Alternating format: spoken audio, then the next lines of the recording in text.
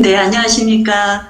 예술가적 기질이 농후한 사람의 경우에 그렇지 않은 사람에 비해서 수행에 몇 배 더 공력이 드는 것인지요. 저는 MBTI 검사나 뭐 여러 가지 그 성격 기질 검사를 해보면 직관적이고 감정적인 인식형이며 예술가형에 속합니다. 그래서인지 크게 기쁠 것도 슬플 것도 없이 언제나 평정심을 유지하는 상태가 되어야 하는 수행이 때로는 버겁게 느껴지기도 하고 또 좀 약간 의아해지기도 합니다. 연관해서 불교에서는 예술을 어떤 의미로 해석하는지도 궁금합니다. 불교는 예술에 대해서 아무런 생각이 없습니다. 그러니까 종교로서의 불교는 예술을 굉장히 중요시합니다. 왜 그러냐면 이 북도 쳐야지, 바라도 쳐야지, 또 뭡니까 법당 단청도 해야지 이런 게 있지 않습니까? 그죠?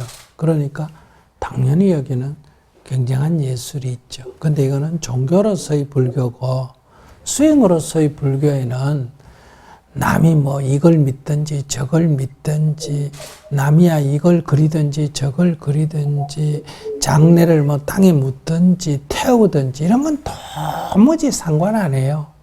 수행은. 그건 다 문화잖아요. 예술도 문화잖아. 그죠? 문화는 서로 다르다. 이 입장만 갖고 있어요. 종교도 엄격하게는 문화거든요. 그러니까 이 나라 문화, 저 나라 문화, 장래도 문화거든요. 문화가 서로 다르다. 그렇기 때문에 뭐 이게 좋다, 저게 좋다 이런 개념 자체가 없어요. 그냥 다르다고 인정하는 거예요. 그러니까 뭐 기독교 다니고 절에 다니다 저 사람 하느님 믿구나, 저 사람 부처님 믿구나, 뭐 딱 뭐 하느님이 다 해준다 그러면 저 사람은 저래 믿구나. 저 미친놈, 그 누가 해주는 이렇게 안 하고 저 사람 저래 믿구나. 거기에 별로 상관 안 하는 게 뭐다? 수행이에요. 수행이라는 건 불교가 아니고 불교라 그러면 좀 이게 헷갈려요. 종교로서의 불교가 있고 철학으로서의 불교가 있고 수행으로서의 불교가 있거든요. 종교로서의 불교는 그런 예술 굉장히 중요시합니다. 우리나라의 전통 사찰 가면 예술 굉장하잖아요. 미술도 있고 조각도 있고 그다음 범패라고 해서 음악도 있어요, 없어요? 있죠. 뭐 티벳 같은 데 보면 막 나팔 불고 굉장하지 않습니까? 그죠? 그러니까 그 예술이 있는 거예요. 종교는 예술이 있습니다. 그건 불교든 기독교든. 철학으로서의 불교. 철학으로서의 불교는 예술이라기보다는 학문이죠. 학문. 근데 수행으로서의 불교는 학문하고도 다르고 종교하고도 달라요. 이건 남의 일에 별로 어떤 남이 뭘 믿고 뭘 하는 걸 가지고 시비를 하지 않습니다. 서로 다르다 이렇게 보기 때문에.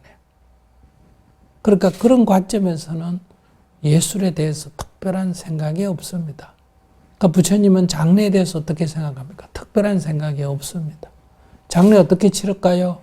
세상 사람들이 하는 대로 놔둬라 이랬어요. 그 사람들이 알아서 할 거다.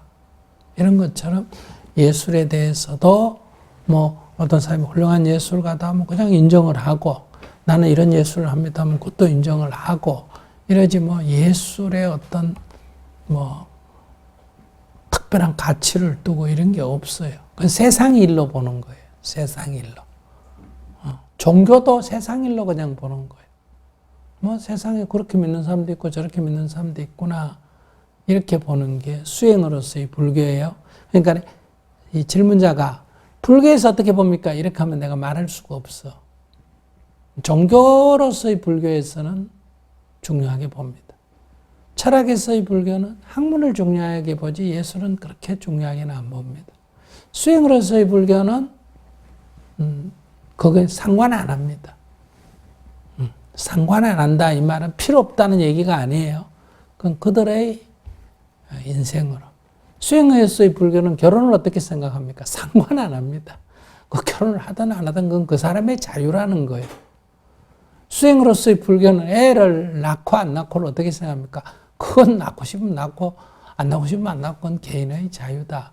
수행으로서의 불교는 이혼을 어떻게 생각합니까? 그것도 뭐 이혼을 하든 결혼을 하든 그건 너 자유다. 이렇게 관점이 이렇습니다.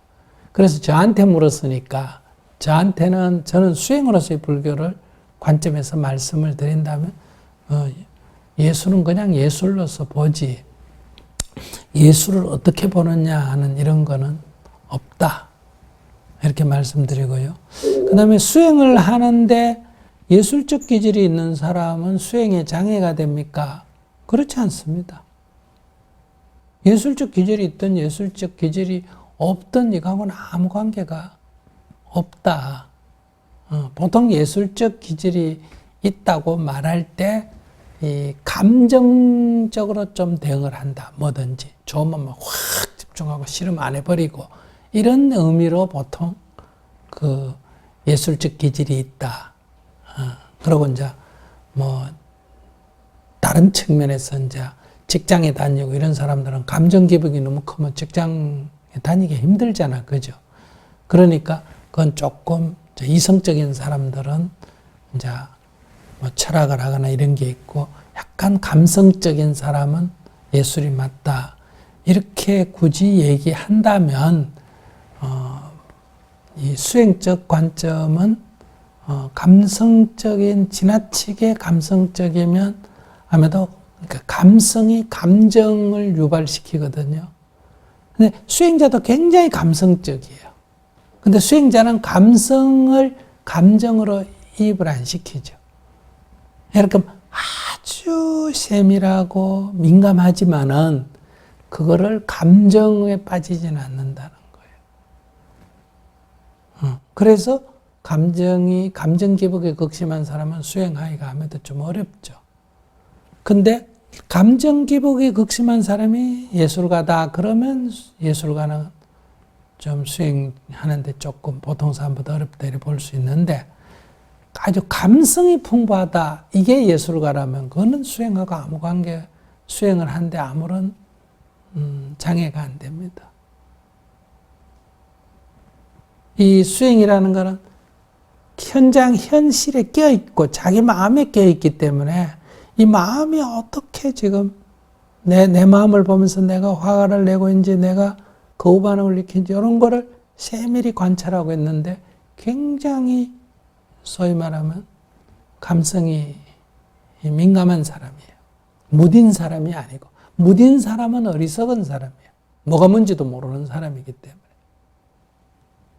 이건 알아차림을 유지하는 거기 때문에 이 작은 감각에도 다 끼어 있다는 거예요. 그 감각에 끼어 있는 거하고 마음에 끼어 있는 거하고 감정적이라는 것은 마음에 끼어 있지 못한 거예요. 감정에 그냥 휩쓸려 가지고 화를 불같이 내거나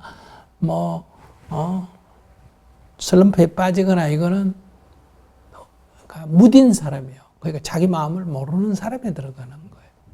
그래서 예술가가 감정 기복이 심한 사람이다 하면 그건 수행에 장애가 된다. 예술가라는 사람이 굉장히 감성이 풍부한 사람이다 하면 수행에 도움이 되지 장애될 이유가 하나도 없다. 이렇게 말씀드릴 수 있겠습니다. 네. 네, 잘 알겠습니다.